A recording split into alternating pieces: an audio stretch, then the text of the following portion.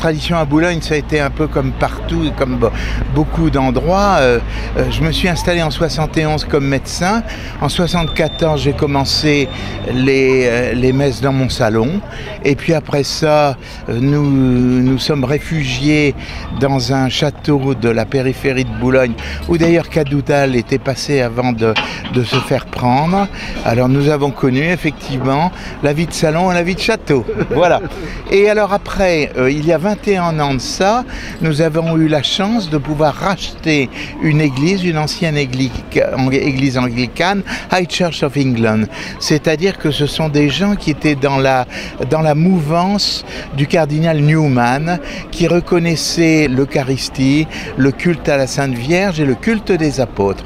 Si bien que vous avez certainement pu voir que nous avons une énorme fresque avec marqué Saint Peter and Saint John. Alors comme c'est mon prénom, Jean-Pierre, il était question de l'appeler de cette manière-là, mais comme les fondateurs avaient tous ce nom-là, nous avons dit non, il faut trouver autre chose. Et nous avons pris Saint-Louis. Et nous avons une paroisse qui marche très très bien. Vous allez être surpris par le nombre de jeunes qu'il peut y avoir, par le dynamisme qui existe, et puis cette église est toujours pleine. Oui.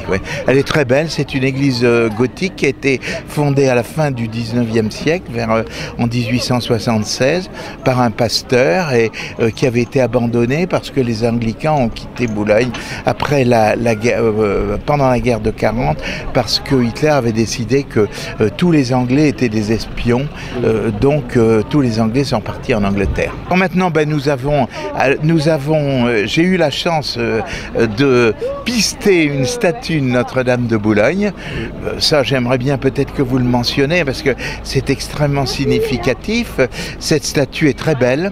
Elle a été sculptée par le papa d'un prêtre de la fraternité Saint-Pidis, et ce papa était un dévot à Notre-Dame du Grand Retour, parce que pour ces gens qui habitaient Bordeaux, Notre-Dame du Grand Retour, c'était toute l'espérance qu'il pouvait y avoir vers un retour à une situation qui aurait permis au christianisme de se développer normalement.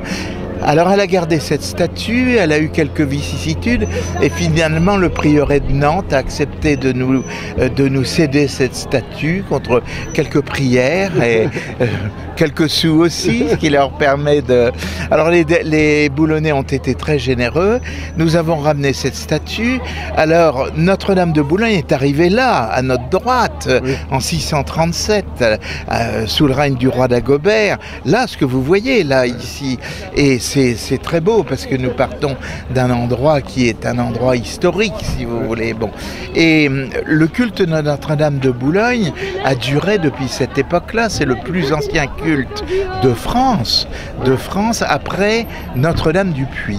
Alors tout simplement pour conclure, je voudrais vous dire que les croisés, avant de partir en croisade, venaient à Notre-Dame de Boulogne pour faire bénir leurs épées, et dans lequel en général il y avait une relique, et ils montaient jusqu'à Boulogne. Eh bien tout ce que j'espère, c'est que tous ceux qui nous regardent et nous écoutent auront cette même force de caractère pour se battre, pour se déplacer et pour être des nouveaux croisés. Merci beaucoup. Voilà.